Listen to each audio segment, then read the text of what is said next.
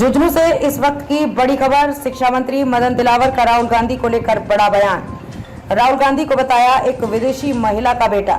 शिक्षा मंत्री मदन दिलावर ने कहा, चाणक्य ने सही कहा था, विदेशी महिला के पेट से पैदा व्यक्ति देश का भला नहीं कर सकता और हो भी ऐसा ही रहा है। लगातार देश और देशवासियों के खिलाफ बोल रहे हैं राहुल।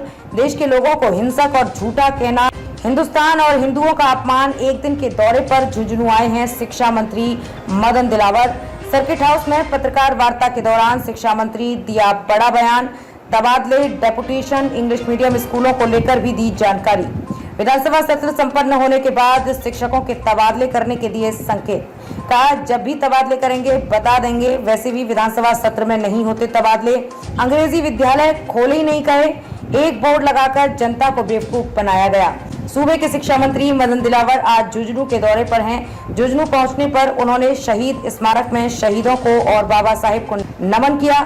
इस मौके पर मंत्री मदन दिलावर के साथ भाजपा प्रदेश महामंत्री संतोष अहलावत, भाजपा प्रदेश उपाध्यक्ष मुकेश दाधीच, भाजपा जिलाध्यक्ष बनवारी लाल सैनी तथा भाजपा के राष्ट्रीय परिषद सदस्य विशंभर पूनिया भी मंत्री के साथ रहे। सर्किट हाउस में पत्रकारों से बातचीत करते हुए मदन दिलावर ने एक विवादास्पद और राहुल गांधी को लेकर बड़ा बयान दिया।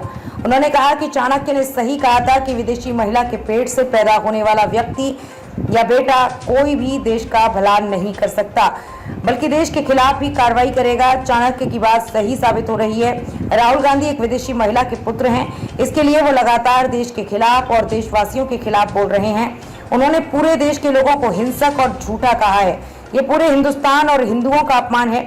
पता नहीं कांग्रेस किसके इशारे पर चल रही है, कौन इन्हें प्रेरणा दे रहा है।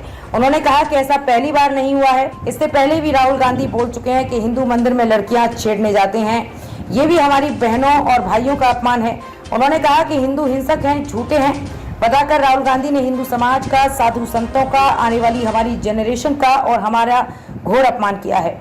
हिंदुस्तान की जनता इसे माफ नहीं करेगी। इस मौके पर पत्रकारों के सवालों के जवाब देते हुए मदन दिलावर ने संकेत दिए कि शिक्षकों के तबादले विधानसभा सत्र के बाद होंगे। दरअसल एक सवाल का जवाब देते हुए दिलावर ने कहा कि तबादले जब भी करेंगे मीडिया को उसकी जानकारी देंगे, लेकिन फिलहाल तो वैसे भी विधानसभा सत्र चल रहा है, ऐसे में तबादले नहीं हो सकते, जिससे ये संभावना जताई जा रही है कि विधानसभा सत्र के बाद सरकार शिक्षकों के तबादले कर सकती है। तृतीय श्रेणी शिक्षकों के तबादलों को लेकर दिलावर ने कहा कि ये मामला मंत्रिमंडल के समक्ष विचाराधीन है, जैसा भी निर्णय होगा उसकी पालना करवाई जाएगी। इस मौके पर दिलावर ने कहा कि 1 जनवरी से पहले के जो भी शिक्षक व शिक्षा विभाग के अन्य कर्मचारी डेपुटेशन पर लगे हुए हैं, उन्हें हम ढूंढ कर निकाल रहे हैं, उनके डेपुटेशन निरस्त कर रहे हैं। सरकारी स्कूलों में बाल गोपाल योजना के तहत सरकार दूध की जगह मिलेट्स दे सकती है। एक सवाल का जवाब देते हुए दिलावर ने कहा कि पाउडर का दूध बच्चे नहीं पीते हैं, इसलिए एक्सपर्ट की राय ली जा रही है, जिसका एक अल्टरनेट मिलेट्स हो सकते हैं। उन्होंने स्कूलों को मर्ज करने के सवाल पर कहा कि पिछली सरकार ने 200-200 मीटर पर सस्ती लोकप्रियता हासिल करने के लिए स्कूलें खोल दी, इसलिए यदि किन्हीं स्कूलों को मर्ज या डीमर्ज करने की जरूरत होगी तो वो भी सरकार करेगी। इसके लिए भी कार्रवाई चल रही है। अंग्रेजी माध्यम स्कूलों को बंद करने के सवाल पर मदन दिलावर ने गत सरकार को कटघरे में खड़ा किया। उन्होंने कहा कि एक भी बेवकूफ का नाम बता दो जो बोले कि अंग्रेजी माध्यम स्कूलें खोली है। ना स्कूल खोला, ना कमरा बनाया, ना स्टाफ लगाया। पुरानी स्कूलों पर अंग्रेजी माध्यम का बोर्ड लगाने से इंग्लिश मीडियम स्कूलें नहीं हो जाती। ये सिर्फ गत सरकार का षड्यंत्र था जनता को बेवकूफ बनाने का, लेकिन वो इसमें विफल हो गए। इसे लेकर भी छात्र हित में निर्णय होगा। निजी स्कूलों की वकालत करते हुए शिक्षा मंत्री ने कहा कि सरकारी स्कूलों में फिलहाल 82 लाख और निजी स्कूलों में 85 लाख बच्चे पढ़ रहे हैं, इसलिए निजी स्कूलों को हमेशा नकारात्मक भाव से नहीं देखना चाहिए। वे भी शिक्षा को आगे बढ़ाने में हमारा सहयोग कर रहे हैं। 97.3% स्कूलों की तो आज भी फीस 5 से 15,000 रुपए के बीच ले रहे हैं, जिनसे उनका काम चल रहा है। लेकिन 2.7% स्कूल ऐसे हैं जहां पर फीस ज्यादा है, लेकिन उनके अपने तर्क हैं। हम कोशिश कर रहे हैं कि कोई बीच का रास्ता निकाला जाए, जिससे विद्यार्थियों व अभिभावकों पर बोझ न पड़े और स्कूलें भी चलती रहें। बच्चों में बढ़ रहे सुसाइड केस के मामले में दिलावर ने कहा कि इनके लिए संस्थान नहीं बल्कि संगत और अभिभावक भी जिम्मेदार हैं। वे बच्चे की क्षमता को आंके बिना उनसे अपेक्षाएं कर लेते हैं। इसलिए डॉक्टर इंजीनियर ही जीवन का एक जरिया नहीं है, बीए करके भी कलेक्टर बना जा सकता है, इसे हमें समझना होगा। उन्होंने कहा कि कांग्रेस राज में जिन शिक्षकों ने गड़बड़ी की है या फिर जिन्होंने कांग्रेस के पक्ष में खुलकर काम किया है, उन्हें राजस्थान से बाहर तो नहीं निकाला जा सकता, लेकिन हम जांच करवा रहे हैं, उनके खिलाफ नियमानुसार कार्रवाई करेंगे। बड़े दुख की बात यह है कि कांग्रेस के एक राष्ट्रीय नेता राहुल गांधी जी ने पूरे देश के लोगों को हिंसक कहा है, झूठा कहा है। मैं समझता हूं इससे बड़ा अपमान पूरे हिंदुस्तान का और हिंदुओं का कोई हो नहीं सकता है।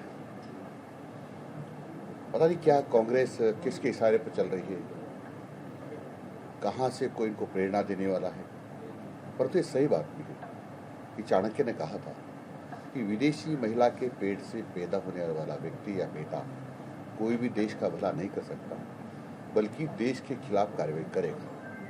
और चाणक्य जी की जो बात है बिल्कुल सच हो रही है, क्योंकि राहुल गांधी जी एक विदेशी महिला के पुत्र हैं, इसलिए वो लगातार देश के खिलाफ, देश राष्ट्र के खिलाफ बोलते रहते हैं। एक बार उन्होंने ये भी बोला था कि जो हिंदू हैं वो मंदिर पर जाते हैं, वो लड़कियां छेड़ने जाते हैं, यानी हमारी बहनों का अपमान, हमारे भाइयों का अपमान।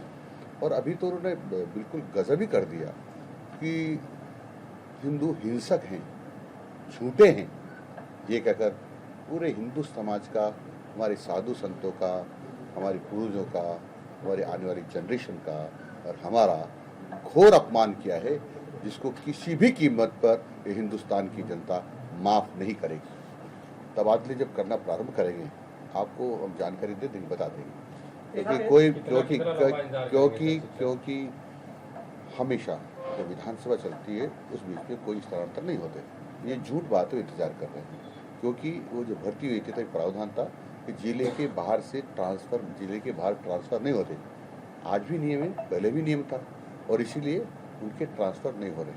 फिर भी उनकी पीड़ा को समझते हुए मंत्रिमंडल विचार कर रहा है, जैसा भी निर्णय होगा उसके हिसाब से कार्रवाई होगी। जो व्यक्ति 1 जनवरी के पहले से डेप्यूटेशन जमे हुए हैं, उनको हम ढूंढ के निकाल रहे हैं और उस डेप्यूटेशन को निरस्त करेंगे, क्योंकि बहुत सारे बच्चे इस पाउडर के दूध को पीते नहीं हैं, उसके कारण से हमारा पाउडर बच जाता है। परंतु अब हम विचार कर रहे हैं कि इसका अल्टरनेट अच्छा क्या हो सकता है। मिलेट्स भी एक इसका अल्टरनेट हो सकता है, उस पर हमारे जो पोषाहार के एक्सपर्ट है वो विचार कर रहे हैं। उसके कई कारण हैं। एक तो कई जगह मैंने देखा है कि 200 मीटर की दूरी पर विद्यालय खोल दिए, इसकी जरूरत नहीं थी सस्ती लोकप्रियता के लिए, तो वहाँ तो नहीं बढ़ सकते। और धीरे धीरे जागरूकता बढ़ रही है, लगातार सब माँ बाप चाहते हैं कि अपने बच्चों को पढ़ाएं, इसलिए कम से कम अब नई भर्ती होती है। जो पैदा होते हैं उस लायक हो जाते हैं उम्र के हिसाब से, उसमें जरूर वर्दी होती है, वो तो जरूर वर्दी होती है, लेकिन जैसा हम सोचते थे कि जो लोग अनपढ़ रह गए उनको भी ढूंढ के लाएं, वो वर्दी कम होती है, क्योंकि कम लोग रह गए। सब माँ बाप जागरूक हो गए कि अपने बच्चों को पढ़ाएं। इसको को मर्जर भी करेंगे, और जो जबरदस्ती डीमर्ज करते हैं उनको डीमर्ज भी करेंगे। जो सरकार के नियम बने हुए हैं, कितनी दूरी पर कितने बच्चों पर विद्यालय होना चाहिए, उसके हिसाब से कार्रवाई करेंगे। किसने कहा अंग्रेजी विद्यालय खोले? एक बेवकूफ का नाम बता दो जिसने ये कहा और खोला एक विद्यालय बता दो जो अंग्रेजी खोला। इन्होंने नाम बदला है, एक विद्यालय नहीं खोला, न जिसके लिए कमरा बनाया, न जिसके लिए अध्यापक लाए, और एक बोर्ड लटका दिया, अंग्रेजी विद्यालय हो गया। अंग्रेजी विद्यालय वैसे हो जाते हैं क्या? ये जनता को बेवकूफ बनाने का षड्यंत्र रचा था कांग्रेस ने, जिसमें वो विफल हो गई। इसमें कुछ बदलाव हो गए? हम टीम बना करके एक एक्सपर्ट से दिखा रहे हैं, जो भी छात्रों के हित में होगा वो करेंगे। 97.3% विद्यालय ऐसे हैं जो 5,000 रुपये से लेकर 15,000 रुपये तक फीस लेते हैं। 2.7 विद्यालय ऐसे हैं जो ज़्यादा फीस लेते हैं, लेकिन उसका एक कारण भी है कि उन्होंने उस पर काफ़ी इन्वेस्टमेंट किया है। पर हम बीच का रास्ता निकालने की सोच रहे हैं कि अभिभावक और जो संचालक है वो मिलकर के बैठ करके एक निश्चित फीस तय करें, ताकि किसी को भी नुकसान न हो, विद्यार्थी भी ज़्यादा बोझ न हो।